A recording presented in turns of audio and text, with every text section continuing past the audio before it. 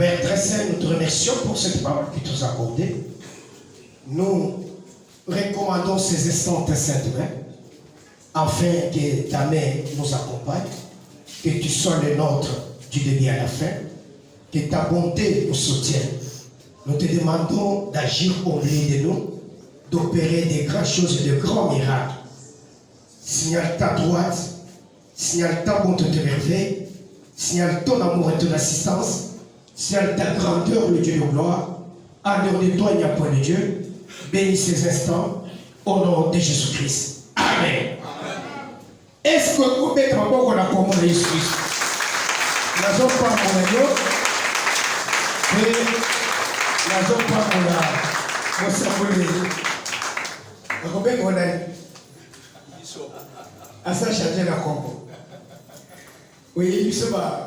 Ma comédie, il y a le bombagie. Ceux qui parlent de bisouane, il y a des tout minés noirs.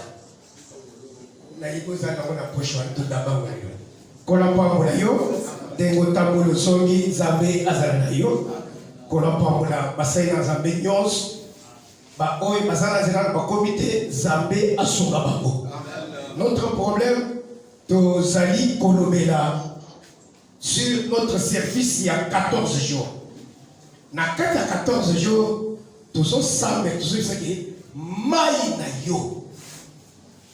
Et comment elle est la diga ko saka pembele ta ko saka te na ko kulimbo la defo linga les apasi nga les apasi yo ne ya mwe oyebi ezala batebele awa bafaniza nga moko na biswahili te papa André azola baswahili papa Freddy swahili papa Jean-Pierre swahili papa Daniel ndenge moko individu ya utiko ya ka mikolo ye azola bawo ya plus fraîche. Papa Vasco ye Swahili ki Congo tout azana kati Zambé apamola babo kola pamola bino. Je crois que bazaba que mai na yo komene mai weza ki bololo bande ko nous sommes en train de prier tozolu ki sans Zambé pour que Zambé a salete vie à montignon se change. C'est Dieu qui change la vie de quelqu'un. Si Dieu n'a pas changé ta vie, il n'y a personne qui peut changer la vie de quelqu'un. Au moment moi je suis au Yazosgar, à son palais Élysée que mon Seigneur sauve-moi. Élysée a dit si Dieu ne te sauve pas, pour dire quoi? C'est Dieu seul. Au Yazalaka à la base, il y a vie à moto. Vie à moto, ça veut dire si Dieu n'a pas pris soin de ta vie. Même à ta kiss et pour dire quoi? Dieu reste Dieu et il restera toujours Dieu. Avant et si là, nous avons bon sa vie.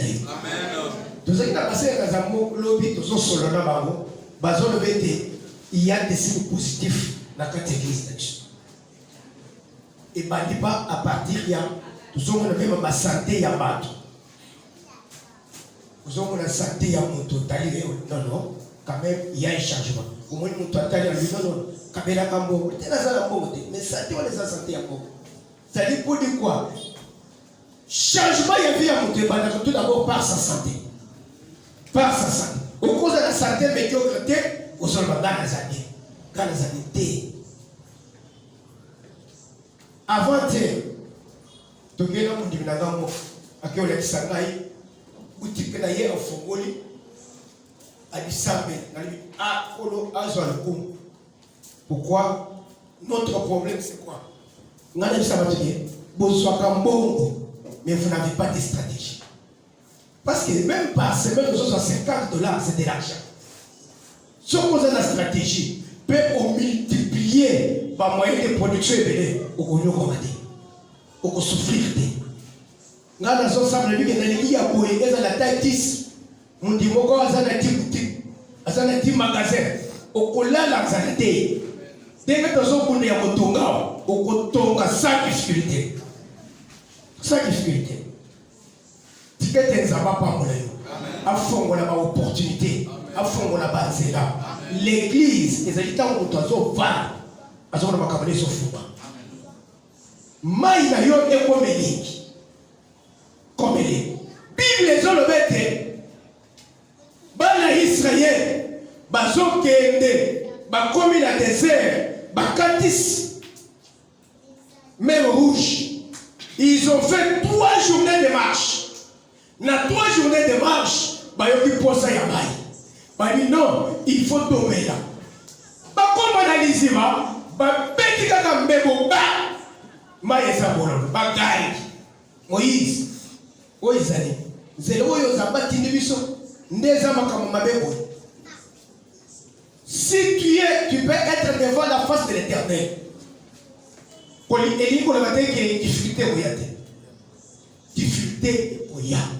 Mais tant que vous pas dans Zambé, Zamba kosuka. Et là que lingi na église ezali ya ke quand il y a des difficultés na kate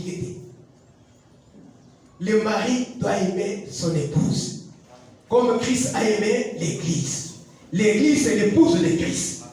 C'est-à-dire, quand quelqu'un a des besoins dans l'église, il doit trouver solution. Ça, je vous le déclare. Nous devons trouver solution.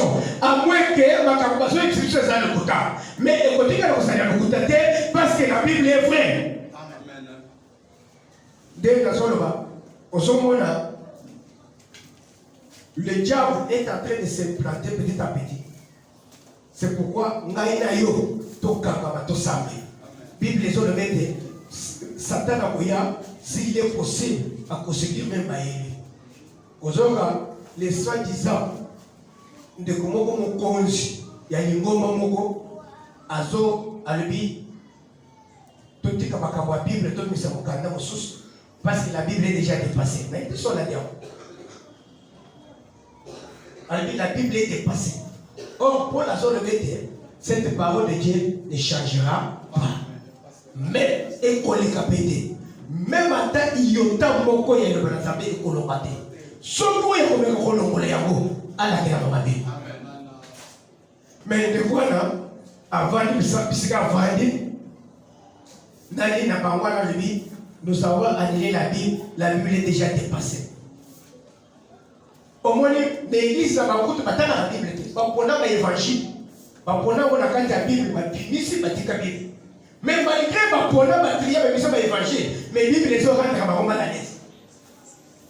Pour la Bible, on a épître. Épître de Paul envoyé aux Corinthiens. Bataga. Bazal l'évangile na bagumo. Babimisi Matthieu, 4 évangiles. Babimisi à Matthieu 1. Babylone plus ma Bible. Mais malgré ma Bible, mais ils ont ça dans ma Bible. Ils ont ça dans ma passe. Ils ont quoi ça va. De façon de petit carreau, de façon de parce que la Bible est déjà dépassée. Je vous dis la parole de Dieu reste la parole de Dieu. Ndeko de Miswaga. Amateur. Après, va protestant va s'en aller. Na ba mususu ba dindelier mwasi akoyi ba tchema caméra ba bimis parce que lui parlait du Saint-Esprit na ba to ya Saint-Esprit. Alors les autres ne voulaient pas de cela. Quand ils ont fait cette histoire là, directement l'État américain nous a tourné.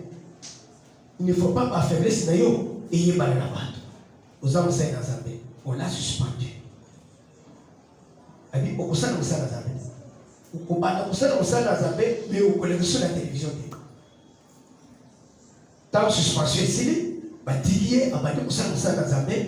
jusqu'à présent, sur la télévision, l'État l'avait interdit. C'est-à-dire, dans l'œuvre de Dieu, il doit y avoir des sanctions, même dans la cause, la parole qui ne fait exception de personne. Tu as commis une erreur. Dieu se fait pour commettre une erreur. Tu peux s'accepter tout comme sans armée pour nous donner à commettre erreur. Nous devons, nous les hommes de Dieu, nous réunir, pour sanctionner nous doigts pour nous qu'il la parole de Dieu existe. Même maintenant, Zambé et Nicolo, Andima, que la parole de Dieu est vraie. On les sanctionne. Pendant autant de mois, on dit quoi? Bible les autres, il est vrai que les scandales arrivent. Mais malheur à qui les scandales va arriver. De deux, ne soyons pas objets de scandale. Pour la zone de mais voyez pourquoi nous sommes pas parce que je refuse d'être objet de scandale. Les faibles, pour protéger la foi des faibles, mais pour ça, pour dire quoi? Il y a d'autres choses qui ne peuvent pas être exhibées devant les gens. Ce qui est permis, ça mérite des sanctions. Amen. Que la parole de Dieu nous enseigne. Nous devons appliquer la parole de Dieu en tout et pour tout. Tout et pour tout. Qu'on a parole de Dieu. Des bazoya, bamelima, maïezabololo, baléli, et pas ya Moïse. Moïse a taillé son épaille à Zambé. Nous voudrons avoir des hommes de Dieu comme de Moïse. Qui est dans cette église, basé dans sa baignance, basé dans Moïse. Ceux qui ont le bien dit, je vais être comme toi, je vais être ceci, cela. Nous sommes les hommes de Dieu, nous devons être une solution pour tous les enfants de Dieu. Alléluia. Donc, je veux dire, ceux qui m'ont amené pour quitter Talingati. Moïse, ceux qui Moïse a fait tu as démissionné. Tu dois toucher ton Dieu pour jusqu'à ce que maman va trouver solution. C'est ça notre problème. Moïse a tout dit ça. Zamba le dit, qui est au bout quand c'était bon. À l'accès, qui est au bout quand Maïwana. Bolole kosi et kokome engi batu bakome la paix bakobika. Alléluia. Nous voulons une parole de Dieu qui guérit, une parole de Dieu qui donne la santé. Bande ko ni bana sambe e fungo la kabia bande. Quand amène to sonte ya boy, et ça l'a accompagné dans Saint-Esprit. Mais Saint-Esprit wana est l'obaka et ça la comme ça là. Et une fois on déclarer amen la parole de Dieu ça va son ça la nous savons que Dieu est dans les déclarations. Et il faut marcher avec les déclarations. Papa Jean-Pierre dit que les déclarations, et c'est là que la force d'un enfant de Dieu. David a dit, je ne mourrai pas, je vivrai et je rencontrerai les œuvres de l'Éternel. Oui, il a dit, mais ça ne veut dire qu'on Saoul a dit à Bomaye, mais si au Bible les autres, ce que tu déclares, c'est ce qui t'arrive. Si tu as des déclarations positives, on peut vivre à beau. Alléluia. Voyez, c'est que ce sont des déclarations. Mais ça on a évité. On attend que nous confirmés, ce qui n'a pas chasse à éviter. C'est-à-dire, on a évité 2 ans, 3 ans. Nous devons vivre dans les déclarations. La parole de Dieu nous permet de déclarer. Si tu dis qu'aujourd'hui,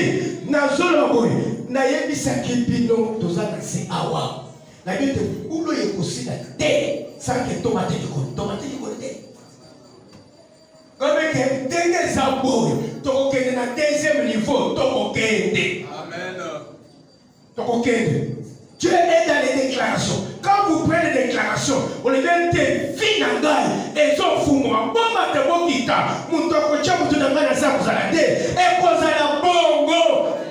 et les déclarations font fuir le diable. Satan a faible devant les déclarations. Vous déclarez, même à temps au monde à côté, déclarez. Ceux qui ont déclaré, et nous, on les voit comme pourquoi? Parce que dans les déclarations, la main de Dieu est là. Le Saint-Esprit est là. Désolé, c'est la commune. C'est la commune.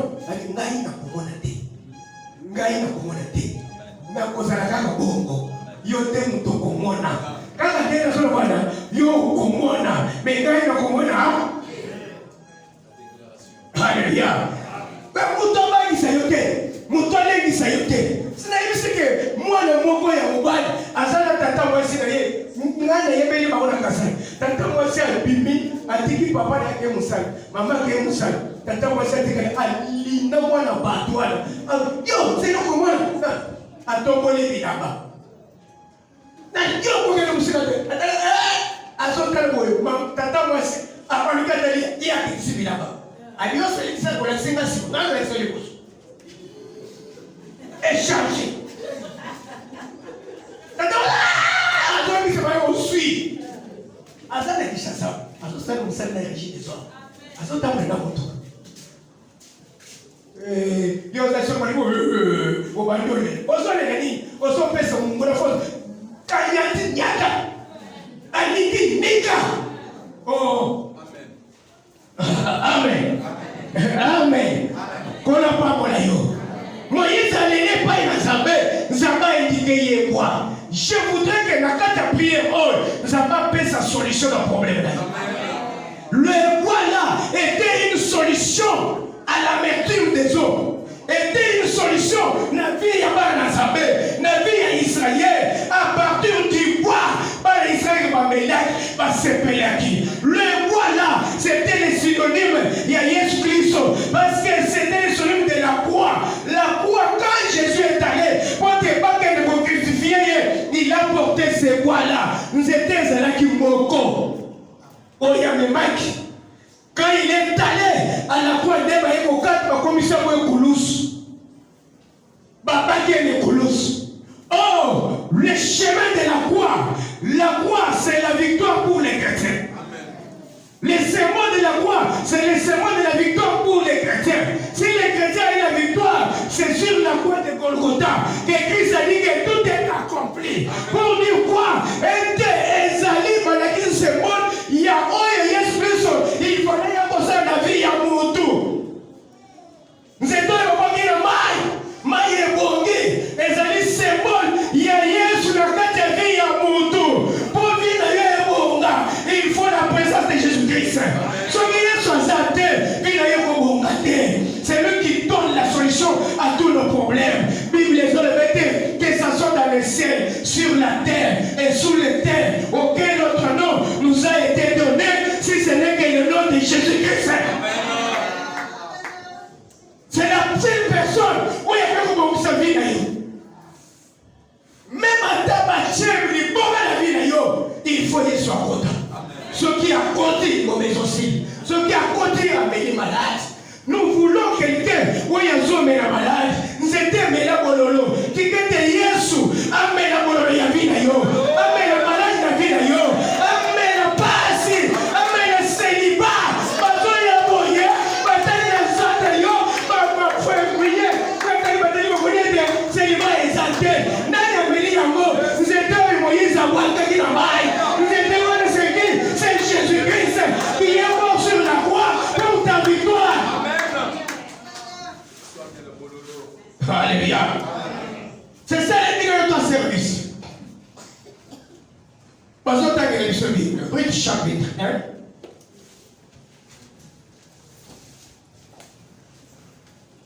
Brut chapitre 1, verset 1. Tina 5. Après, tu regardes autant le reste.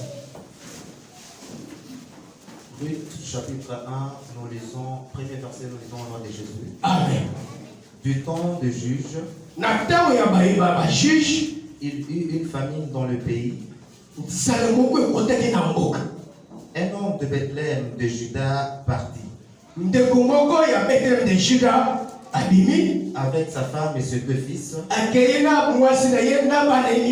pour faire un séjour dans le pays des Moab. Le nom de cet homme était Elimelech. Celui de sa femme Naomi. Et ses deux fils s'appelaient Maglon et Kiljon. Ils étaient Éphratiens de Bethléem de Juda, arrivés dans le pays de Moab ils y fixèrent leur demeure. Elimelech, mari de Naomi, mourut et elle resta avec ses 2 fils. Amen. Bible est sur le Bible. Na Bethléem, na Mayuda, il y avait un homme qu'on appelait Elimelech. C'était un Bethlémite. Oh, Bethléem, Ezali Mboka Oyo, il fallait mon conseil Bimela. Alléluia. Vous savez aujourd'hui, avant d'affronter qui que ce soit, avant il y a aucune n'importe quelle église, il faut être tué de quelle famille? Il faut savoir protéger Oyosanango. Il y a des gens qui incarnent le pouvoir de Dieu sans le savoir. À ce que de côté Kango, n'a pas beaucoup de choses. Et ça n'a pas tout ça, on connaît n'importe où. Après qu'on compte n'importe où. Après qu'on compte dans n'importe quelle église. Au moins, tout le monde a tout ça. Attends, toi, la casse. À côté de l'église à Bandouki, va repérer toi le Bakaki. Les autres sont bunda pour être les fous. Oh, ceux qui bakaki toi le Bakaki, à ce qui nous tombe héros, à ça t'as la porte en fin de Kimia. À ça la psychiatrie à fin de Kimia. Mais en allant quelque part, tu peux vendre ce que tu as. Et il me lève un Bethlémite de la tribu de Juda. Ici, quand il fallait un bon tabac. Abimela, c'était pour dire que les années de ma famille royale, Oyo Zamba Sapona, mais avant dit, Abou Sani Oyo Zakatinaye, Abou Sani Oyo ma Pesaye, Abou Sani ma promesse n'a jamais dit Kolonaye, mais Atalinza. Namboka na Zambé, nous allons écouter. Tant que Koti, Oya Fana Kine, Asame n'est pas un ensemble. Te abina ke ko ke biloko kolia biloko kolia uzoluka ngo wapi azimwa sina bala bakena mboka ya Moab. Oh les Moabites c'était eza tribu moko nzambe akwakisa bango bazali bana bauti na inceste ya l'autre na bana na ye bazali na mulongo na nzambe bisika baone basaki na liba. Ne vous en faites pas. Ce comme les gens sont table na mituka. Il faut qu'on tourne bazaba Moabite ou bien bazaba Bethléem. Okoye kwa via Moabite kwa zana mituka. Mais eza biloko ko umelate. Eza biloko ya table kus. Yoko yiko kende. Ye mutu azana mituka profiter aliyo. Récupérer. Kozana l'ensemble, et les dit kozana bambo, et dit kozana biloko nyos. Parce que quand tu as Dieu, un jour, l'Éternel te visitera et tu mangeras canapé. Nazo lingete, zamba visiter mutumba kwa na église oyo, pe afana na kimia. Mutunyo sa tikali fidèle le bail na zabe, zamba kwa kisayete. Atalinza liye. Mwana na zabe, ifite boya. Mais et permettre à yote au briller la vie na yo. Et personne ne sait que au tika au que nous kamana bapaka. Tu vas me soumettre pour ta l'église à cause de la difficulté papa soumaye. Mais mon toi soumayo azam kiawa et fait cher. Azana suku ya kisi ya tena sambe. Tena zo na l'église. Où ils en place il y a famille, il y a pasteur. Où est la place? Il y a maman pasteur. On ne peut pas faire ça. Beaucoup de choses. Maman fait des zoom. Yo yévité. Yo y'a pas fait de l'étoile. Façon pour payer. Mais ceux qui ont quitté l'église, le roi de la quitte l'ignorance. Pour les ceux qui ont fait des zoom pour sauver Canada. Bapesi ordre yo fanda wana batele biloko dans l'église les gens comprennent que moi je peux pas bien attaquer maman pasteur au fanda kao oh ça va songa yo papa bazaba ndini batika na côté nyonso baza na lokola bandimi nyonso fait ye baba tout ça mais bango babiki amen ndemo to ko ndi mama pasteur akoyi etazana zote te uso bene mama pasteur ata mama pasteur te pasteur azali amen. Comment c'est que l'homme se et il y a créé ma double dans le cadre de ça. Yesu asobenga mama na yemwasi ikamwe italio. Amen. Donc il y a un vous savez les sacerdoces. Peut-être Jésus n'a pas donné, même à Tanzam, quand il était avec Aaron, il n'a pas cédé les sacerdoces à qui ce sont. Quand on a la parole de Dieu, et ça a ministère très jaloux, nous avons pas géré la capacité. Quand on a la Zambé, ce n'est pas n'importe qui. Parce que nous avons fait grâce pour qu'on ne n'importe qui. Il faut être fier. Il y a Oyo Zamba Salio. Bible les hommes dans Daniel 10 que j'ai vu les couronnes étalées par terre. Nous avons tout dans Zambé. Oyo Ezali, Zamba Ezali par couronne est réservée à ceux qui ont prêché la justice de Dieu. Alléluia. Vous faites l'œuvre de Dieu, la couronne vous est réservée.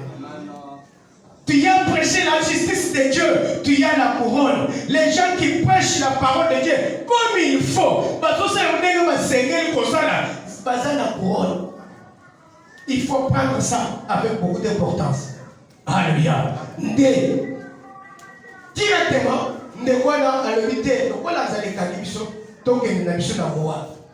Mbako ya kokende eza mowa bandeko famille nyonso bakenda kosenga biloko ya kolia te bafamille nyonso bakenda kosenga lisungi te mais moi je voudrais que lisungi na yo eute pa na Yesu biso l'église awa toye mpona kote fate mais toye mpona kote efisa ya kosenga na nalizala okabela ngai nzamba longola eloko wana nzamba longola vi ya kobola nzamba longola vi ya pasi ya kelelo ezopermettre yo otika lingoma na yo otika pouvoir na yo. Vous savez quand vous demandez Bible les hommes mettent la main de celui qui donne est au-dessus de celui qui reçoit. Celui qui te donne il prend le pouvoir sur toi.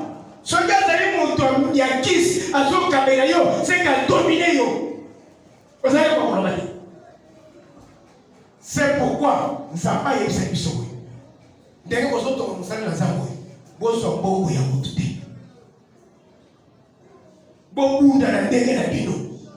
en train et il y a eu des propositions sur propositions. On a rejeté parce que Dieu nous a pas dit de prendre. Jamais. Mais ce que nous avons, nous avons aussi au ministère. Et c'est le cas de toi. Tu qu'on n'est pas à m'outer, qu'on n'est pas n'importe qui, il faut oyer pas que Dieu, s'il s'agit d'avoir des souvenirs par vous, Zambala Isaïe. Que qui peut t'aider et qui ne peut pas t'aider. Ndeko ya tiki mboka là-bas. Mboka ya nzam atiki yao. Ake kokota mboka ya bapagan pour na biloko kolia. Bible le dit tango akeyi akomi kuna mwasi Naomi. Basi zabacha basi bazala conseillère ya libani. Mwasi azalite mwali dit nasoke kokobeta voisin kete. Mwana kamatina akamatimwa nzete oyo batuta na pilipili wana ya muke wana apesi kotisa so bitu be makasi baba yoka na momi zele ba kobenga yo baba mwasa za conseiller ya mobali kama basi tu mwasa tamu ya so ngena ya yoka kate oh yonde mtu zamade ni mtu zamade Naomi a pétissé les mélectés. Combien d'était? Elle est toquée. Ah, on se fait faire la moyenne. bande kwa na babi bakomi kuna mutu alikosa kukufa éliminé. Pas. C'est la tête. Quand la tête est déjà partie, il n'y a plus de protection. Il y a besoin de la passer dans un autre sens. Nous devons prier pour le pasteur. Pourquoi? Parce que quand les Bibles, les autres disent on frappera les bergers et les brebis vont. Vous devez faire l'effort. Au moins être président de Gazawan. C'est-à-dire tout le monde doit participer à sa sécurité. Même Yomundi, il faut si c'est vraiment bon tu dois participer à la sécurité de ton président. Parce que si aujourd'hui on lâche prise, par l'accès nassé, puisque c'est ton bazar. Viens comme ça. Maka monsieur Kokanga, ma projet monsieur Kokanga.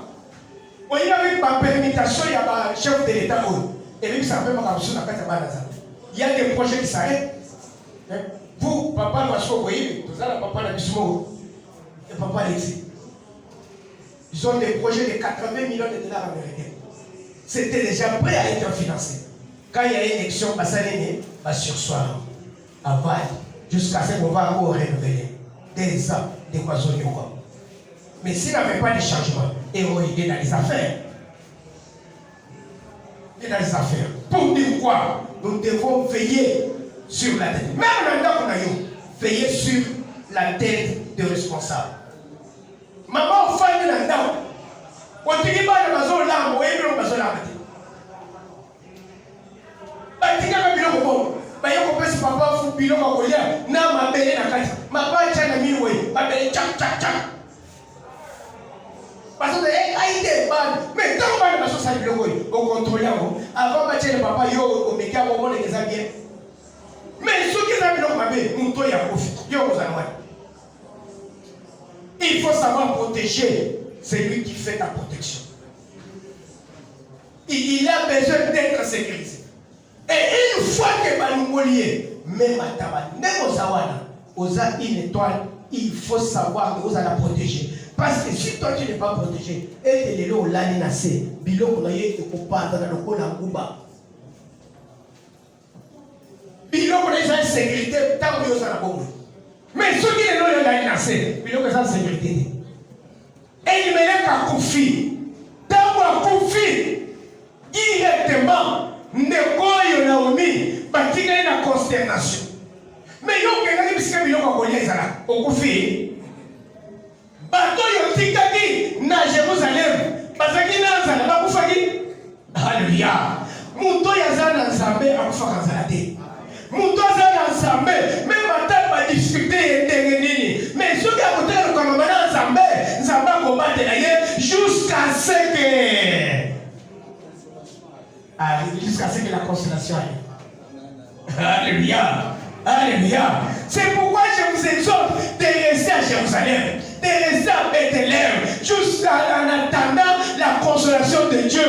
Esaïe a dit que restons, nous restons attentifs en attendant la consolation de l'Éternel qui est l'arrivée de Jésus-Christ. Israël attendait la consolation de leur maître. Je voudrais que M. Kozali, on va de Kimia, on sait là, accomplissement, il y a promesse dans la vie. Zamba qui a kabala d'aide. On m'a okita, Dieu, Zamba quoi assister.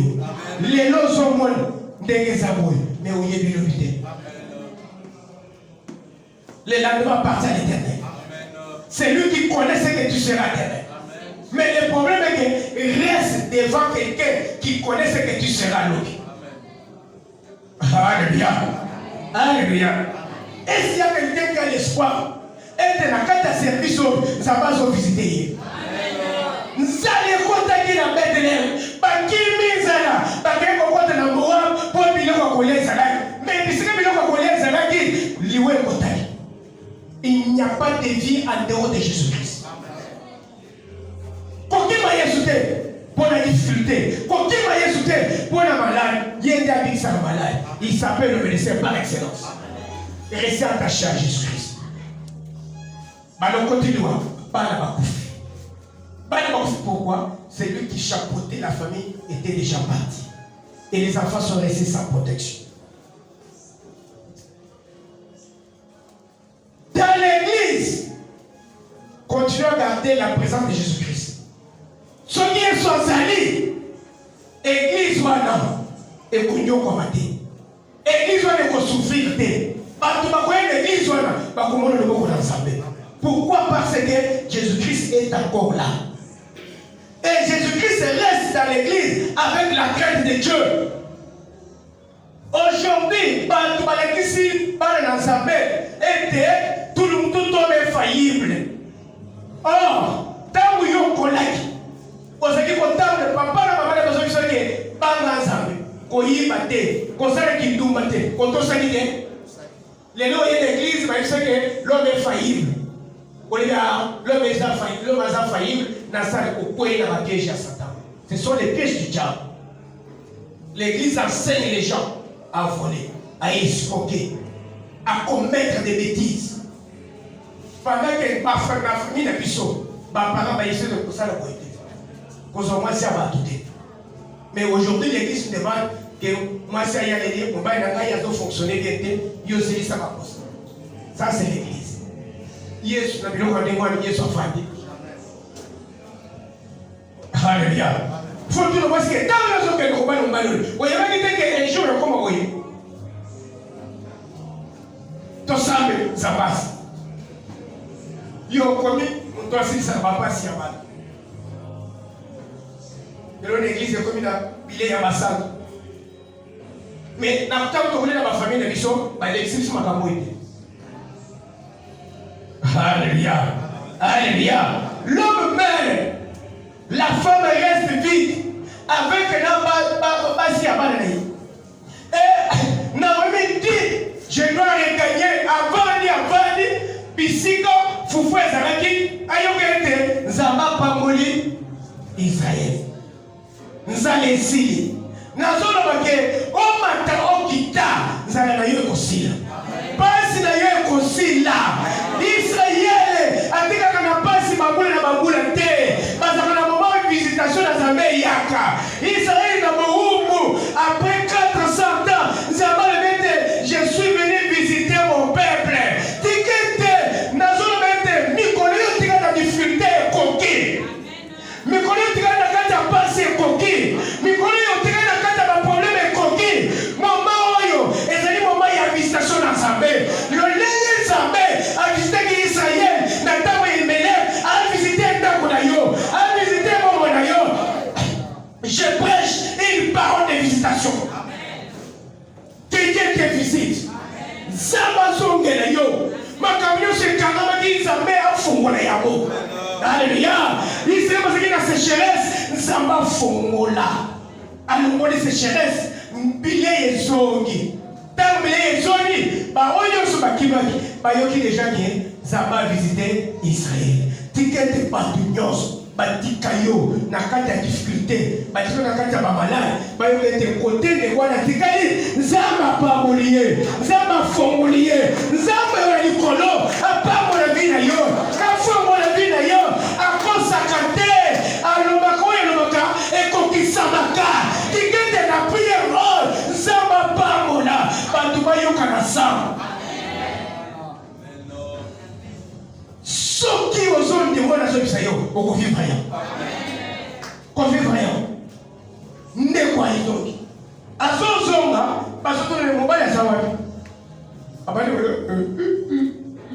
loba mobile zawapi. Okipole ngana kile. Bana bazawapi abandoli. Bana bakufi mobile akufi. Azongi.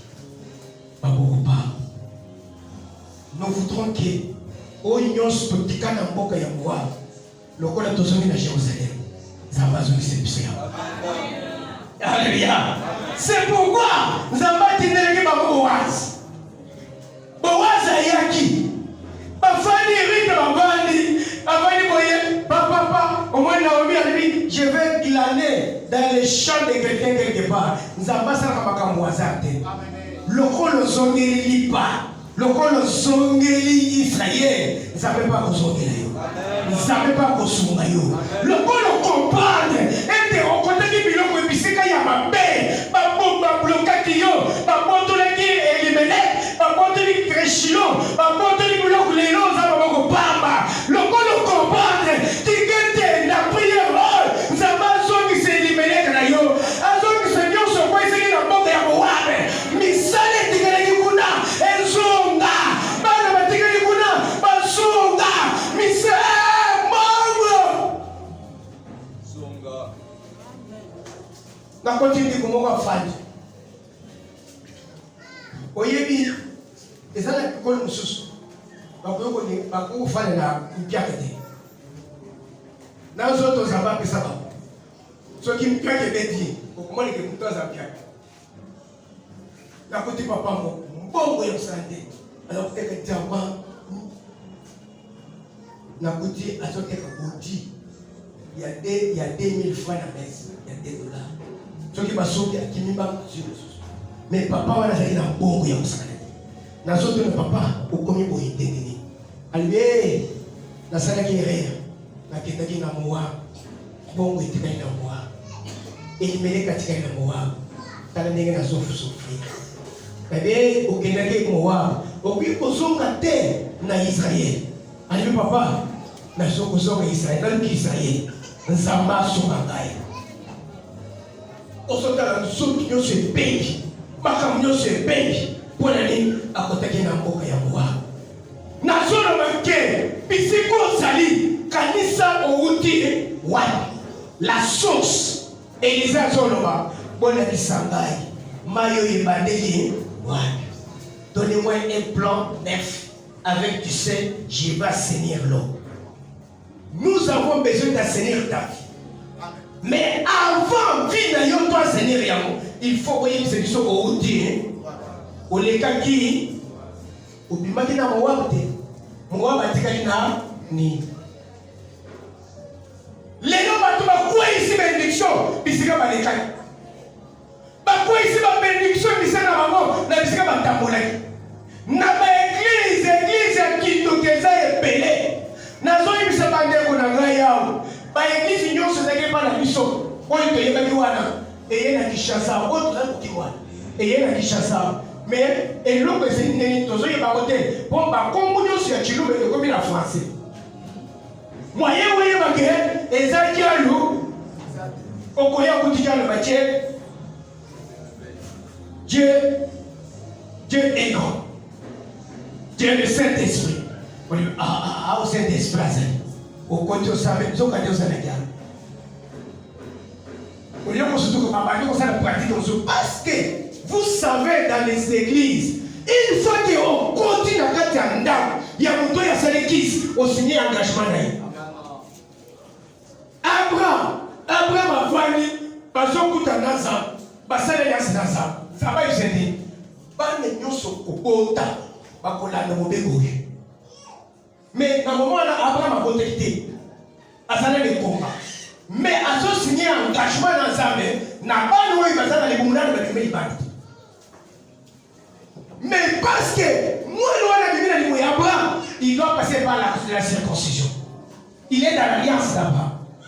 Ce qu'on continue l'église, il y a signé alliance dans Satan. Il y a quelqu'un qui peut signer alliance dans Satan. Quand on continue, tu t'es engagé. Maintenant, on va dire qu'on est prié. Et dans le temps où on est dans la prison, on va dire qu'on est bimba. Papa Daniel va dire qu'on est bimba. Parce qu'on va dire qu'on est veste. On va dire ceinture. On va dire sapato. On va dire la poche. On va dire que on va dire que l'église est là. Oye au côté, yo personne côté l'église au fan, parce qu'on fouiller yo, parce qu'on dépouiller le comment on mimi moko pas vite, on mimi vite. On comment est là, papa, Michel Kangoy, mon exempté, pas dépouiller qui l'église toi. Tu as été dépouillé, parce que comme ça mon tout pas, on va te coquer là. On a le tout le monde, il y a pas papa. Pour pas ça le privilège du colonel.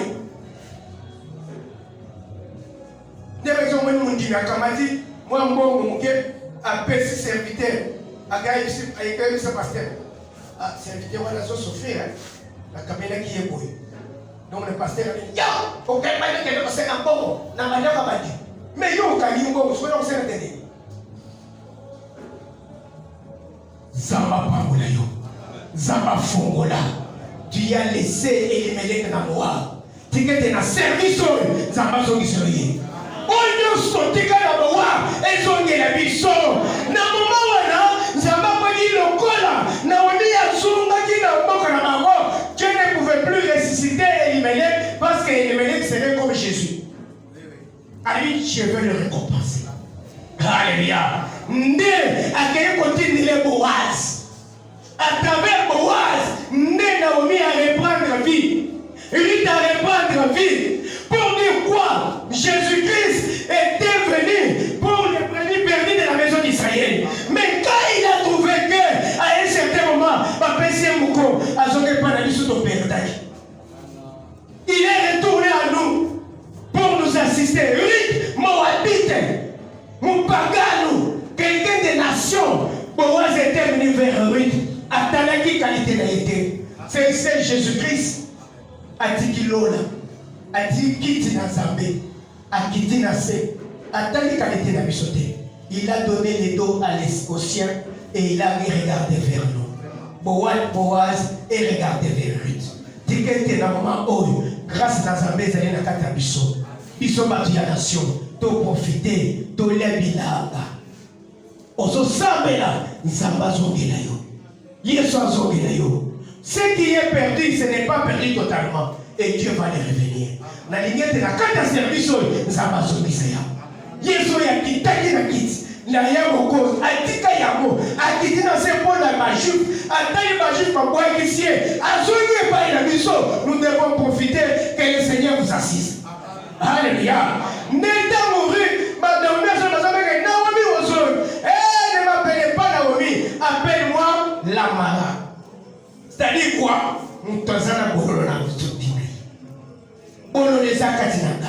J'ai perdu la vie. Ozana Bolona Motema na yo, na service sur les ambas Bisaya.